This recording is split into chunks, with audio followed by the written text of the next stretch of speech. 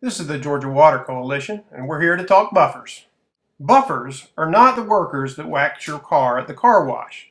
In fact, buffers are actually critical defenses to keep Georgia's rivers, streams, and lakes clean. Since 1975, Georgia lawmakers have protected these water bodies by establishing a buffer or natural area along their edges.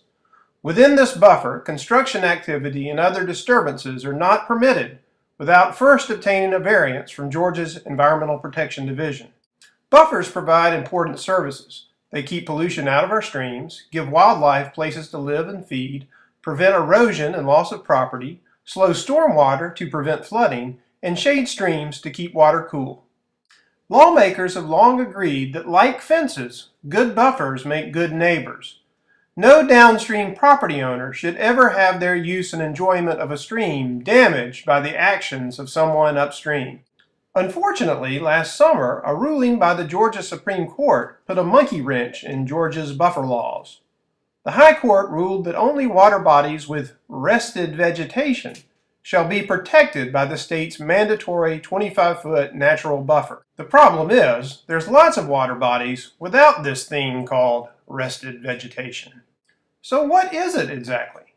Rested vegetation is the point along the edge of a stream where the force of the flowing water prevents any plants from growing and leaves a clear scar.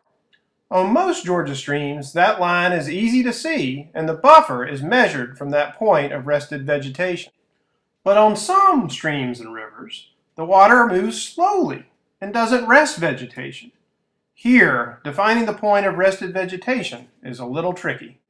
On this Flint River sandbar, is the point of rested vegetation at the low water line?